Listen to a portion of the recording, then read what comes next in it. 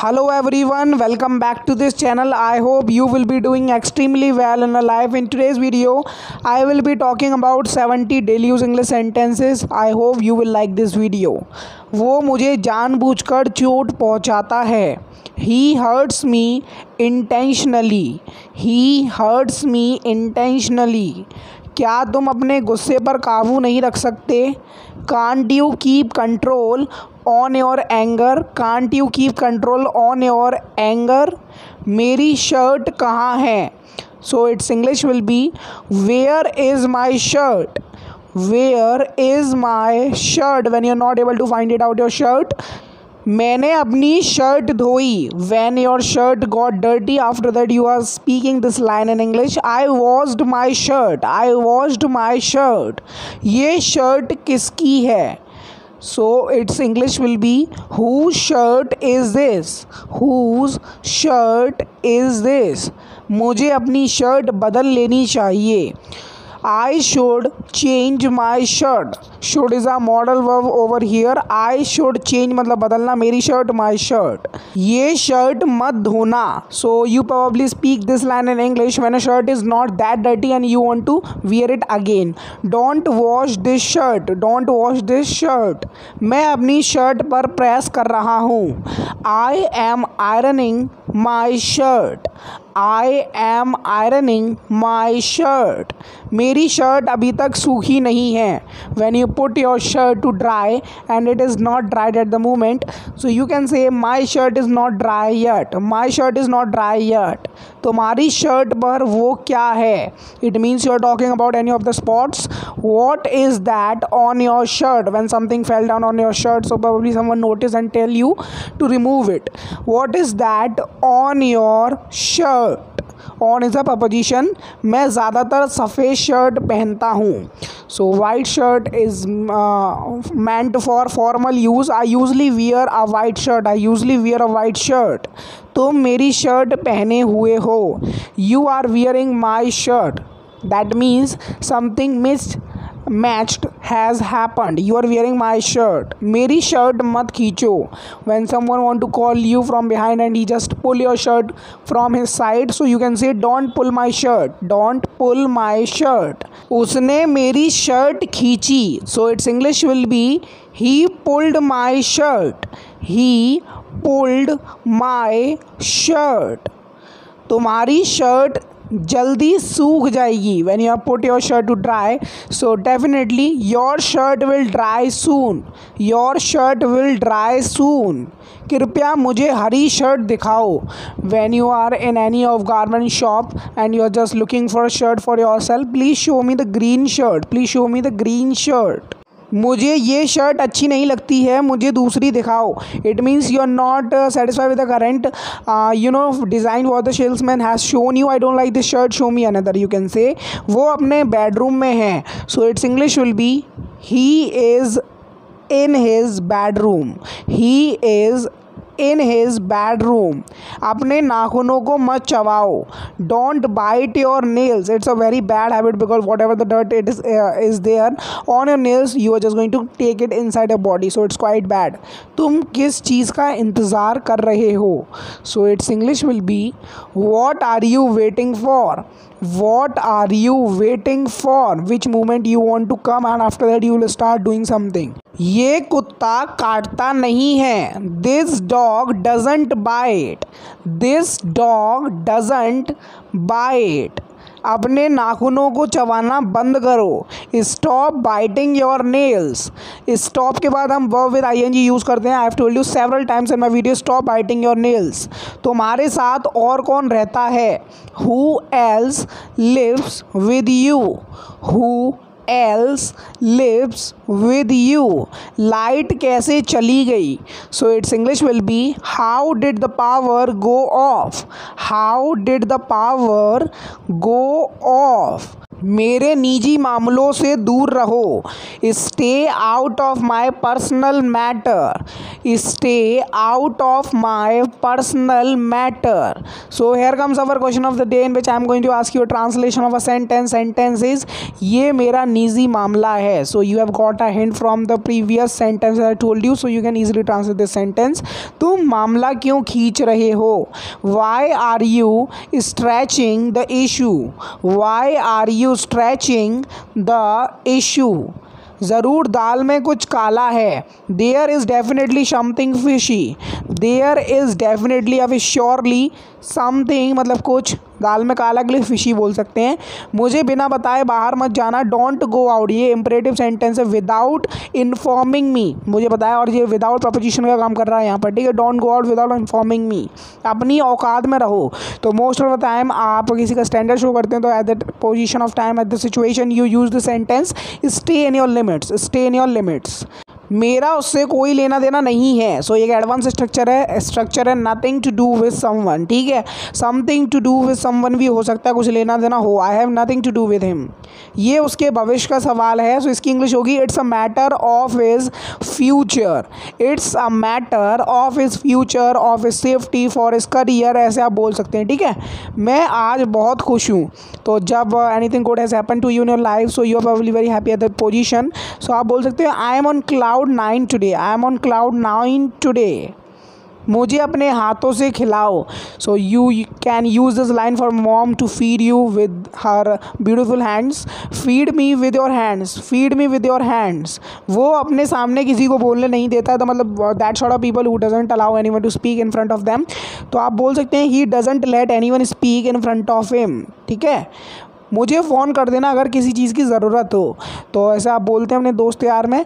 Call me if you need anything. Call me if you need anything. कृपया कुछ खाइए। तो मतलब जैसे कोई आता रिलेटिव, वो कुछ भी नहीं खा रहा है, तो उस पोजीशन में आप, उस सिचुएशन में आप बोल सकते हैं प्लीज़ हैव समथिंग। यहाँ पर हैव का मतलब ईट के सेंस में यूज़ हो रहा है, ठीक है। Please have something. तुम अंधेरे में क्यों बैठे हुए हो? Why are you sitting in the dark. Present continuous tense है, ING का यूज़ हुआ है, और यू के साथ आर का यूज़ होता है। SMR हेल्पिंग वर्ब होती है सेंटेंसेस की। तुम बहुत पछताओगे। You will regret a lot. ये फ्यूचर इंडेफिनिट टेंस है। विल और शैल का यूज़ होता है। शैल का यूज़ डेफिनेटली पूरा ख़त्म हो चुका है, सब लोग विल का यूज़ करते हैं, ठीक है। चलो उससे बात करते हैं। Let's talk to him. ये इंपरेटिव सेंटेंस है, ठीक है। लेट्स टॉक के साथ हमेशा टू आता है क्योंकि फिक्स प्रपोजिशन है। Let's talk to him. अपने कपड़े ठीक से रखो। कीप मतलब रखना। योर क्लॉथ अपने कपड़े के सेंस में यूज़ हुआ है, ठीक से, प्रॉपरली। प्रॉपरली यहाँ पर एडवर्ब है, ठीक है। Keep your clothes properly. खाना खाते हुए बात मत करो। डोंट टॉक, ये इंपरेटिव सेंटेंस है। वाइल, वाइल यहाँ पर प्रपोजिशन का काम कर रहा है, और प्रपोजिशन के बाद हमेशा वर्ब विद ING का यूज़ होता है। वाइल ईटिंग फूड, खाना खाते समय, ठीक है। सब आपके बारे में पूछ रहे थे। When you had not attended any of the function and every relative of yours was present there, so everybody was asking about you, anyone can say to you। कोई कुछ बताता क्यों नहीं है? तो ऐसा होता है ना, सिचुएशन अगर कोई बैड होती है तो कोई शेयर नहीं करता है। Why don't anyone tell anything. Why don't anyone tell anything. किसी चीज़ की चिंता मत करो। Don't worry about anything.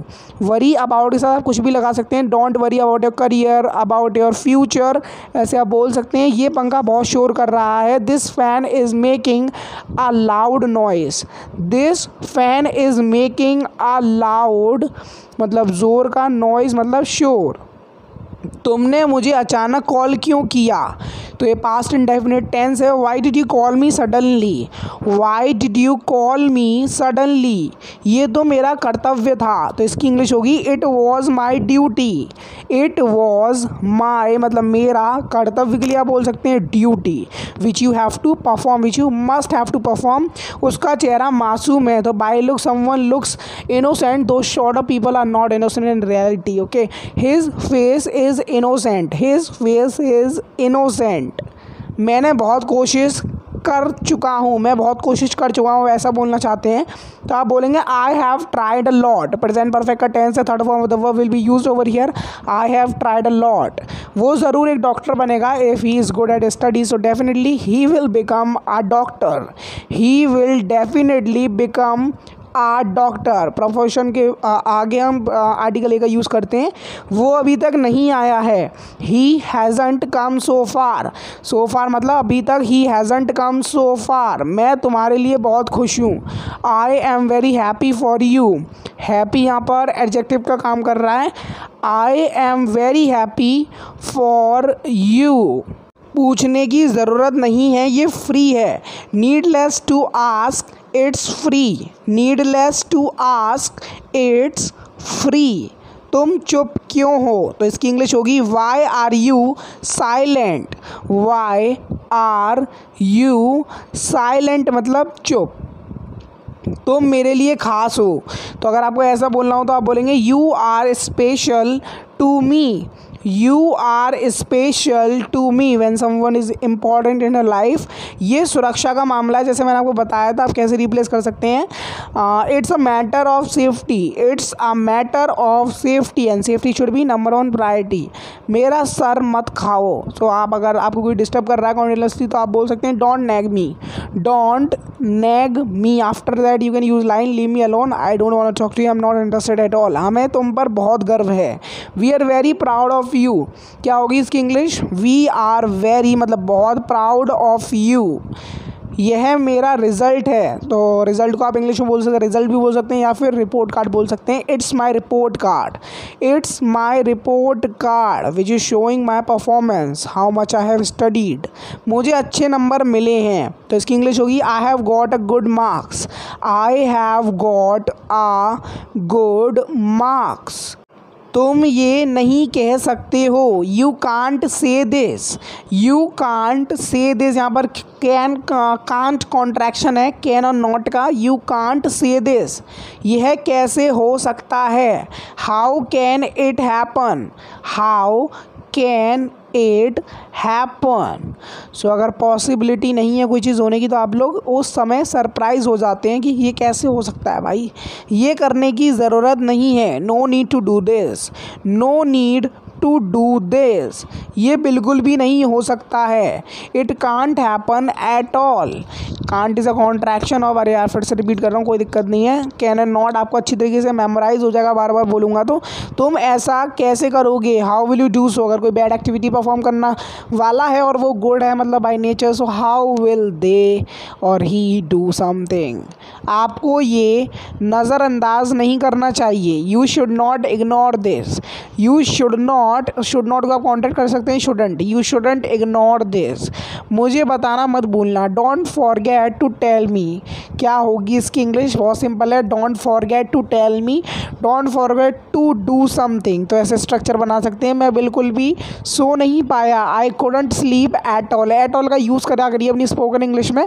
बहुत बार ऐसी सिचुएशन बनती है, लेकिन अगर आपको वर्ड नहीं यूज़ होगा तो आप बना नहीं पाएंगे, ठीक है। वो एक बहुत अच्छा लड़का है, लेकिन बहुत नहीं, वो एक अच्छा लड़का है, यहाँ पर मैंने ये लिखा है he is a good boy, वो सिंपली आप ट्रांसलेट कर सकते हैं, गुड यहाँ पर एडजेक्टिव है, he is a good boy, adjective के बाद तुरंत नाउन का यूज़ होता है, ठीक है। तुम्हें ज़रूरत नहीं है मुझे समझाने की, मतलब somebody is already understood something, you don't need to make me understand, you don't need to make me understand. यही था आज के कुछ डेली इंग्लिश सेंटेंस है। उम्मीद करता हूँ वीडियो बहुत अच्छी लगी, आपको अच्छी लगी, मुझे बनाने में बहुत इंटरेस्ट आया, तो मुझे उम्मीद है कि आपको सीखने में भी बहुत इंटरेस्ट आया होगा। तो इसी चीज़ को मैं कंटिन्यू करता रहूँगा definitely. Just share your opinions in the comment section below, what was the situation, what was your performance और लर्निंग थ्रू दिस वीडियो, कितना आपने लर्न किया, कितना आपने अंडरस्टूड किया from this video. So definitely I will be please to know that, and just let me know in the comment section below what is your level of English after watching these videos continuously I am posting since for the last 1 month, no 1 month nahi, for the last 1 year I think there will be a gap of 2 days maximum or 3 days, so you can just guess from my hard work and continuously uploading of the videos that how much I want to make you speak English, ठीक है। तो उम्मीद करता हूँ video अच्छी लगी, video अच्छी लगी लाइक करो, शेयर करो, सब्सक्राइब करो। मेरे नेक्स्ट वीडियो, कैसे नेक्स्ट वीडियो चलन। जय हिंद, वंदे मातरम।